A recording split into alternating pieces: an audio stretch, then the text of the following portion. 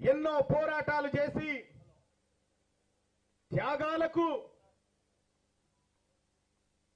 గురైనటువంటి ఈ కుటుంబాలకు, ఆ అమరవీరులకు నేను సోదరుడిగా వినమ్రంగా మీ అందరి ముందు నిలబడి నమస్కరిస్తా ఉన్నా. అలాగే ఇక్కడికి విచ్చేసినటువంటి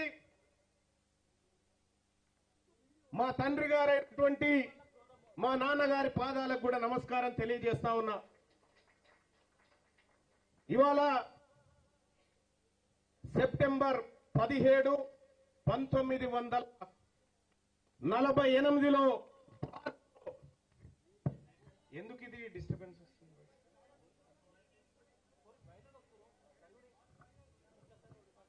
దయచేసి కొంచెం అక్కడ జరగండి పెంచు. 1948 సెప్టెంబర్ 17న ఈ హైదరాబాద్ సంస్థానం భారతదేశంలో కలిసినటువంటి సందర్భం. అలాగే ఈ దక్షిణ భారతదేశంలో వర్గాలకు హక్కులు దక్కాలని అహర్నిశలు పోరాడినటువంటి పెరియార్ రామస్వామి గారు, అలాగే ఈ విశ్వకర్మ బిడ్డల ఆశా జ్యోతి, మనందరి దైవంగా భావించేటువంటి విశ్వకర్మ, వీళ్ళందరి జయంతి. ఇంత శుభసూచకమైనటువంటి ఈ సెప్టెంబర్ 17 తారీఖును బీసీల తలరాత మారే దినంగా నేను భావిస్తా ఉన్నాను. ఎస్, ముందు మురళీ మనోహర్ గారు, ప్రొఫెసర్ మురళీ మనోహర్ గారు తన జీవితమంతా బీసీల కోసం పోరాడుతూ ఆలోచనను సమాజం మీదికి వదులుతున్నటువంటి మన ఆత్మగౌరవ ప్రతీకగా ఉన్న ప్రొఫెసర్ మురళీ మనోహర్ గారు ఈ వేదికను నడిపించమని అప్పచెప్పిన గంట 2 గంటలు మీ ఆలోచన ఏందో చెప్పండి అని ఈ సభ ముందు వాళ్ళని కూర్చోబెట్టిన. సహజంగా రాజకీయ పార్టీ ఏర్పాటంటే ఆ పార్టీ నాయకుడిని, ఈ పార్టీ నాయకుడిని ఇక్కడి నుంచి అక్కడి నుంచి పిలుచుకుంటారు. కాదు, నేను ఈ తెలంగాణ ఈ మట్టిలో పుట్టినటువంటి బిడ్డల ఆలోచనని ఇక్కడ కూర్చుండబెట్టి మాట్లాడుతా ఉన్నా.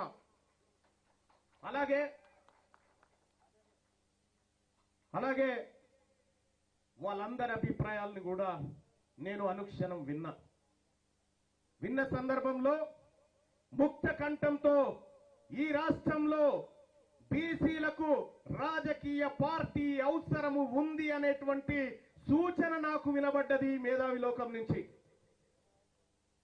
ఎస్, తెలంగాణ రాష్ట్రంలో మెజారిటీ ప్రజల కోసం రాజకీయ పార్టీ లేదు కాబట్టే నేను నా తల్లిదండ్రుల ఆశీస్సులతో, ఈ మేధావి వర్గం ఆలోచనతో, ఈ అణగారిన వర్గాల అభివృద్ధిని కాంక్షిస్తూ ప్రజలందరికీ సమానమైనటువంటి హక్కులు, వాటాలు దక్కాలనేటువంటి సంకల్పంతో రాజకీయ పార్టీని రాష్ట్రంలో ప్రారంభిస్తా ఉన్నామని చెప్పి తెలియజేస్తా ఉన్నా.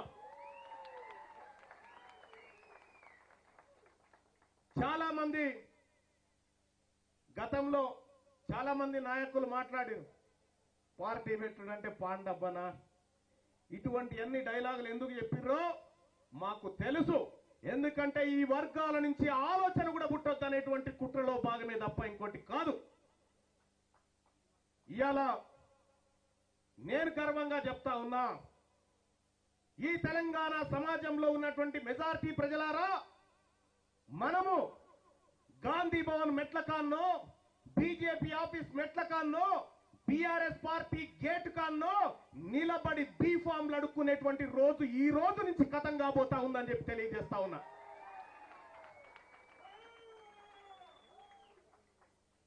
మీ అందరు చూసిరు. నేను ఎమ్మెల్సీగా గెలిచి దాదాపు 15 నెలలు 16 నెలలు గడుస్తా ఉంది.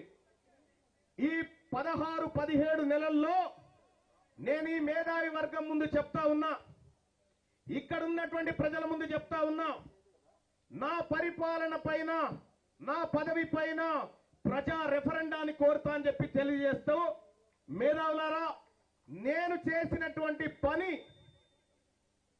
నిజంగా మిమ్మల్ని మించినటువంటి తెలంగాణ సమాజం లేదు.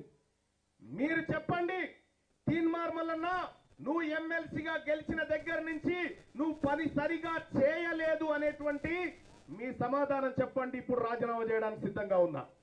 అలాగే తీన్మార్ మల్లన్న నువ్వు చట్టసభల్లో ఉండి మా కోసం, మా వర్గాల కోసం, మా ఆలోచన కోసం నువ్వు పోరాడుతున్నావు కాబట్టి ఎమ్మెల్సీగా కొనసాగమని అదన్నా చెప్పండి. ఈ రెండు మీ కాళ్ళ దగ్గర పెడుతున్న నిర్ణయం మీదే. సోలార్ పవర్ ప్లాంట్ కూడా పెట్టుకోవడం జరుగుతుంది. ఎందుకు అంటే ఇంట్లో ఆడకూతురు సంతోషంగా ఉంటే ఆ ఇంట్లో ఉన్నోళ్ళందరూ కూడా సంతోషంగా ఉంటారు. అట్లా ప్రతి ఇంట్లో సంతోషంగా ఉంటే ఆ ఊరు, ఆ సమాజం సంతోషంగా ఉంటుంది. కాబట్టి గతంలో చూస్తే మనం 10 రూపాయలకు 5 రూపాయలకు ఎన్నో అవస్థలు పడి మగవాళ్ళ మీద ఆధారపడేది. కానీ ఈరోజు బ్యాంకుల కాడికి పోతే డబ్బులు ఎవరికి ఇస్తా ఉన్నారు? మా మహిళా సంఘం సభ్యురాళ్ళకే డబ్బులు వస్తూ ఉన్నాయి బ్యాంకుల ద్వారా. మగవాళ్ళని కూడా నమ్ముతలేరు. అవునా కాదా అక్క? చెప్పండి. మగాళ్ళకు కూడా డబ్బులు వస్తలేవు. మనల్ని అంటారు మీ మహిళా సంఘం కాడికి పోయి డబ్బులు తీసుకురండి మళ్ళీ తర్వాత ఇద్దామని. సో ఇంత గొప్పగా వడ్డీ లేని రుణాలు ఇవ్వడంతో ఆ వడ్డీని గవర్నమెంట్ కడుతుంది కాబట్టి బ్యాంకర్స్ కూడా లైన్ కడుతూ ఉన్నారు. మనం ఎక్కడ ఏ మీటింగ్ పెట్టినా మహిళా సంఘాల మీటింగ్. ఎందుకంటే మహిళలు తీసుకున్నటువంటి డబ్బులు రీపేమెంట్ కూడా సక్రమంగా క్రమశిక్షణతోటి 98% తిరిగి చెల్లిస్తూ ఉన్నారు మహిళలు తీసుకున్న బ్యాంకుల కాడ. మీకు మీద భారం పడకూడదని మేము వడ్డీ కూడా ఇస్తూ ఉన్నాం. మన రేవంత్ రెడ్డి గారి ప్రభుత్వం, మన ఇందిరమ్మ ప్రభుత్వం, మన ప్రజాపాలన వచ్చిన తర్వాత మహిళలకు మా గవర్నమెంట్ రాగానే 28 గంటలలో 48 గంటలలో మహిళలకు ఉచిత ప్రయాణం పెట్టినాం. ఇవాళ ఉచితంగా ప్రయాణం చేస్తుంటే టీఆర్ఎస్ వాళ్ళు కళ్ళల్లో నిప్పులు పోసుకుంటున్నారు. ఆడోళ్ళందరూ కలిసి ఉండరు, కొట్లాడుకుంటారు, చిక్కలు పట్టుకొని తన్నుకుంటారని దొంగ వీడియోలు తయారు చేయించి ఆడవాళ్ళని కించపరిచే విధంగా, ఆడవాళ్ళు ఒక దగ్గర ఉండరు అనేటువంటి ఒక ఫ్యూడల్ నానుడు ఏదైతుందో దాన్ని ముందుకు తీసుకొచ్చి ఇవాళ ఆడవాళ్ళని ఇన్సల్ట్ చేస్తున్నారు. మీరందరూ కూడా గమనించాలి. బస్సులు ఇవ్వడమే కాదు, బస్సులు మహిళా సంఘాలకు ఇచ్చి ఆ బస్సుకు ఓనర్లను చేసినాం. ప్రతి నెల ఇదే మన ఆర్టీసీ శాఖ మంత్రులు పొన్నమన్న గారి ఆధ్వర్యంలో ఉచితంగా బస్సు పెట్టడంతో పాటు ఆ బస్సుకు ఓనర్లను కూడా మహిళా సంఘాలను చేస్తే ఒక్కొక్క నెలకు మండల సమైక్యకు 70,000 రూపాయలు వస్తున్నాయి ఆదాయం. మొన్న నేను, ముఖ్యమంత్రి గారు, మా సిఓ దివ్య దేవరాజన్ గారు నారాయణపేట పోయినాం. ఆడ దేశంలో మొట్టమొదటిసారి పెట్రోల్ బంకులు ఓపెన్ చేసినాం. ఆ పెట్రోల్ బంక్ ఓపెన్ చేసేటప్పుడు మహిళలు కూడా భయపడ్డారు. ఇది ఎవరో పెద్ద వ్యాపారులు నిర్వహించేది, మేము నిర్వహించగలుగుతామా అని. కానీ నిర్వహించి 6 నెలల్లో అన్ని ఖర్చులు పోను మరి 13,80,000 రూపాయలు వాళ్ళు ఆదాయం సమకూర్చుకొని సత్తా చాటినటువంటి మహిళలుగా రికార్డులోకి వచ్చిండ్రు. అదేవిధంగా ఇవాళ హైదరాబాద్లో కూడా 35 క్యాంటీన్లు నడుపుతున్నారు మన మహిళా సంఘాల వాళ్ళు.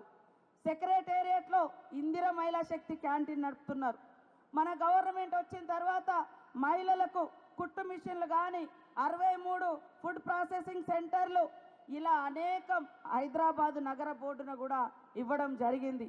మహిళలందరూ కోటీశ్వర్లు కావాలి, 1 కోటి మంది మహిళలు సంఘాలలో ఉండాలని మరి సీఎం రేవంత్ రెడ్డి గారు లక్ష్యంగా పెట్టుకొని ప్రోత్సహిస్తున్నారు. మన గవర్నమెంట్ వచ్చి రాగానే గ్రామాలలో అమ్మ ఆదర్శ పాఠశాలల పనులు మీకే ఇచ్చారు. గతంలో కుట్టు మిషన్ వచ్చినటువంటి వాళ్ళు ఎవరో దళారీ దగ్గర పని చేస్తే వాళ్ళు 20-30 రూపాయలు ఇచ్చేది. కానీ ఈరోజు స్కూల్ యూనిఫామ్స్ కావచ్చు, అంగన్వాడీ సెంటర్లలో ఇచ్చే యూనిఫామ్స్ కావచ్చు, మహిళా సంఘాలకే ఇస్తే ప్రతి సంవత్సరం 30 కోట్ల రూపాయలు కుట్టుగూలి కింద మహిళా సంఘాలకు ఆదాయం వస్తుంది. గ్రామీణ ప్రాంతాలలో ధాన్యం కొనుగోలు చేసే పని ఎవరో చేసేది వేరే వాళ్ళు, కానీ ఈరోజు మహిళా సంఘాలకు ఇస్తే ఒక్కొక్కరు కోటి అంటే ఒక్కొక్క సెంటర్లలో ఒక్కొక్క జిల్లా సమైక్యలలో మరి కోట్ల రూపాయల ఆదాయం వస్తుంది. అంటే ఇదంతా చేసేది మహిళా అభివృద్ధి కోసం. ఇవాళ బీఆర్ఎస్ నాయకులు పాపం ఉచిత బస్సు పెడితే వాళ్ళకి నచ్చుతలేదు. పేదోని ఇంట్లో కరెంటు ఉచితంగా ఇస్తున్నాం 200 యూనిట్లు, అది కూడా వాళ్ళ ఇళ్లలో చీకటైనట్టుగా ఫీల్ అవుతా ఉన్నారు. మహిళల కన్నీళ్లు దుడవడం కోసం దేశంలో ఎక్కడ కూడా 500కు గ్యాస్ సిలిండర్ వస్తలేదు.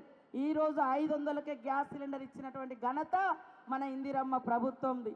అదే కాకుండా మహిళా సంఘంలో మీరుంటే ఎవరైనా యాక్సిడెంట్ అయ్యో, కరెంట్ షాక్ కొట్టో, పాము గుట్టో, తేలు గుట్టో ప్రమాదంతో చనిపోతే వాళ్ళ కుటుంబం బాధపడొద్దు, మన సంఘంలో సభ్యురాలు కాబట్టి అని ఆ కుటుంబంలో ఎవరైతే మహిళా సంఘం నుండి చనిపోయిన ఆ అక్క ఇంటికి 10 లక్షల ఇన్సూరెన్స్ ఇస్తా ఉన్నాము.